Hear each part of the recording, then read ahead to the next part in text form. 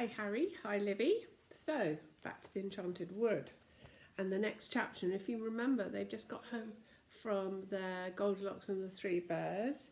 And the next chapter's called Moonface Gets into Trouble. The children didn't really feel that they wanted to go to any of the lands at the top of the faraway tree for a little while. It was a bit too exciting to climb through the clouds and see what was above them, but they did want to see their friends in the tree, especially dear old Moonface. So the very next time they had a day to themselves, they set off through the enchanted wood to the faraway tree. There was no rope to guide them this time. It was only at night that the rope swung down through the boughs to help the wood folk up and down. The children began to climb up. Every door and window in the tree seemed shut today, and not a soul was about. It was quite dull climbing up the tree. Even when they reached Silky's house, that was shut too, and they couldn't hear Silky singing or anything. They knocked, but there was no answer. So on they went to Moonface's, keeping a good lookout for Mother Washalot's dirty water to come swishing down on them. Not even her water appeared that day.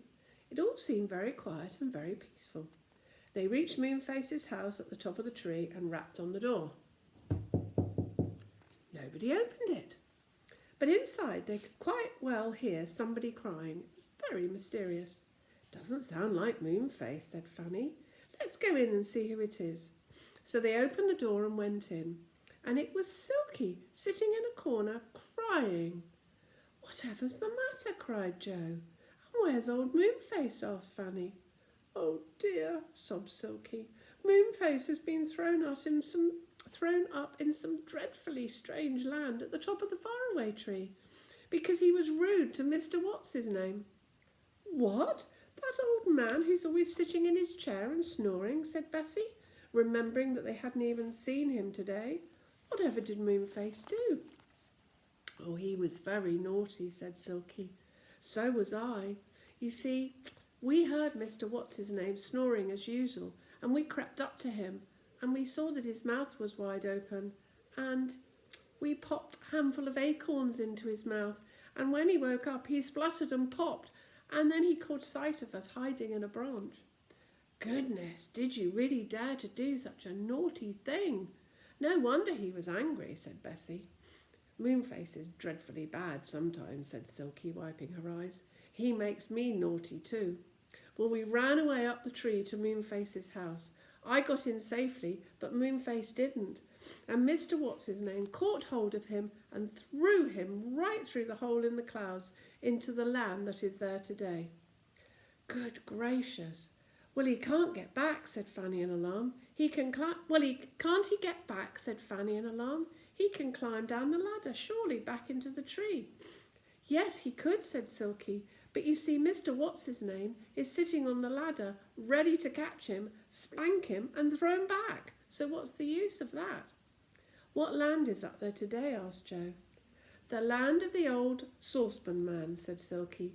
"He lives there in his cottage with his pots and pans, and is quite harmless. But you see, Mr. What's-his-name will sit on the ladder till the land swings round and another one comes. Then Moonface won't be able to get back. He may be lost forever." "Oh dear," said Joe in dismay, and the girls stared at Silky in despair, for they were very fond of old Moonface now. "Isn't there anything we can do?" asked Joe at last. "Well, there's just one hope," said Silky, fluffing out her lovely golden hair. "The old saucepan man is a great friend of Mr. What's-his-name's. If he knew his land was at the top of the faraway tree today, he might come along and have a cup of tea with Mr. What's-his-name, and then Moonface could slip down the ladder back here." "Ah," said the children, and looked at one another. They could quite well see that this meant one or all of them was going to go up the ladder again and get into another strange land. "I'll go," said Bessie. "After all, Moonface helped us last time. We must help him now." "We'll all three go," said Joe. So they set off up the topmost branch of the tree, Dear Grandma. So they set off up to the topmost branch to the little ladder.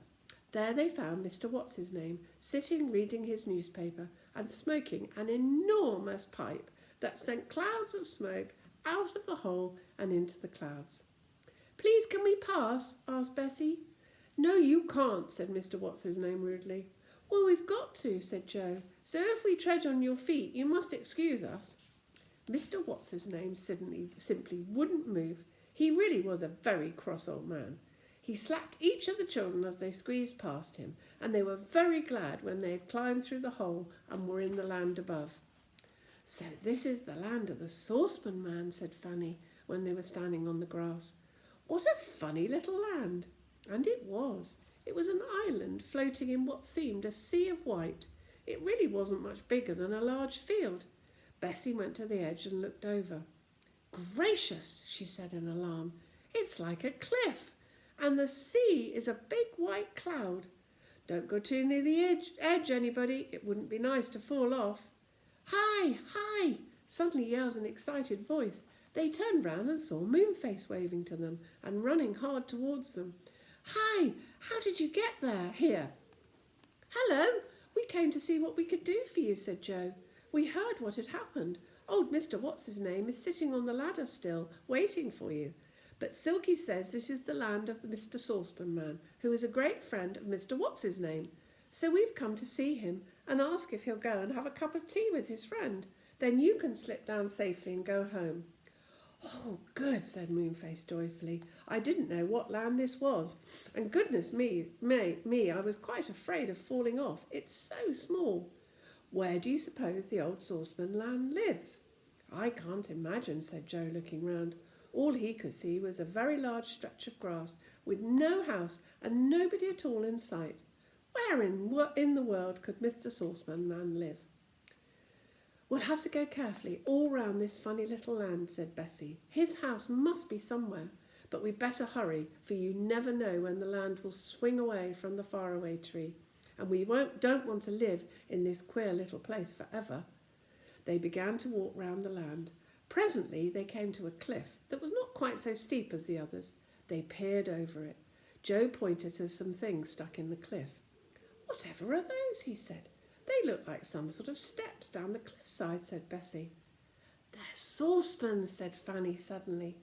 "Yes, saucepans with their handles stuck firmly into the cliff and the pan part to tread on. How strange!" "Well, this must be the way down to the Saucepan Man's house," said Joe excitedly. "Come on, be careful, girls, or you may fall and roll right over the edge." So very carefully they began to climb down the cliff, treading on the saucepans stuck into the earth. It really was very funny. They got down at last, and then they heard a very curious noise indeed. It was the sound of crashings and bangings and clatterings and clangings. The children were quite alarmed. "The noise is coming from just around the corner," said Joe. They crept very cautiously to the corner and peeped round, and there they saw a crooked little house with a saucepan for a chimney. The noise came from inside the house. The children crept to the window and looked in, and inside they saw the strangest little man they had ever seen, dancing the strangest dance. He had saucepans and kettles hung all over him. He wore a saucepan for a hat, and he crashed 2 saucepans together as he danced. That's like you did, Harry, once. You used them as drums. "Do you think he's dangerous?" said Joe in a whisper. "I don't think he's at all dangerous," said Fanny. "He has quite a kind face. Let's tap at the window," said Bessie. So she tapped, but the saucepan man took no notice. He just went on dancing away, crashing his saucepans together. Joe tapped a bit louder. The saucepan man caught sight of him at the window and looked most astonished. He stopped dancing and went to the door. "Come in and dance," he said. "Oh, no, thank you," said Joe. "We've just come to ask you out to tea." "Ask me for a bee?" said the saucepan man, looking surprised. "I'm so sorry, but I don't keep bees, only saucepans." "Not bees," said Joe, "to ask you out to tea." "But I don't want to go to the sea," said Saucepan Man. "I don't like the water at all. Never did. Very kind of you, I'm sure, but I hate the sea." "Not the sea, but tea! Tea!" cried Joe. "Oh, tea," said Saucepan Man. "Well, why didn't you say that before? Then I should have understood." "I did say it before," said poor Joe. Shut the door, said Saucepan Man. Certainly, if you want to. Give it a push. He can't hear very well, said Fanny. He must be deaf. No, I'm not, said Saucepan Man, hearing perfectly all of a sudden. Not a bit deaf. Only sometimes when my saucepans have been crashing round me rather a lot, I get noises in my ears afterwards. But I'm not deaf. I'm glad of that, said Joe politely. Cat? No, I haven't got a cat, said the Saucepan Man, looking all round. Did you see one? I didn't say anything about a cat, said Joe patiently. You did, I heard you, said the Saucepan Man. I don't encourage cats, I keep mice instead. I shall look for that cat. And then, with his saucepans clanging round him, he began to look for a cat that wasn't there. Puss, puss, puss, puss, puss, puss. There's no cat in your house, shouted Moonface. Mouse? Where did you see a mouse? Said the old man. I wouldn't like one of my mice to be caught by your cat. I tell you we haven't got a cat, cried Joe. We've come to tell you about your friend, Mr. What's-his-name. For a moment the Saucepan Man heard Joe, and he stopped at once looking for the cat. Mr. What's-his-name, he cried. Where is he? He's a great friend of mine. Well, wouldn't you like to have tea with him then? Said Joe. Yes, certainly I would, said the Saucepan Man. Please tell me where he is. He's sitting on the ladder leading from the faraway tree to your lansdowne, shouted Joe. He's waiting there. Yes, for me, said Moonface in a whisper. Shh, said Fanny. The Saucepan Man gave a yell of joy when he heard where his old friend was, and he set off for the cliff, shouting in delight. So, we're going to have to wait till tomorrow to find out what happens when Mr. Saucepan Man meets his friend, Mr. What's-his-name, and will Moonface get back down the tree? Hope so. Lots of love.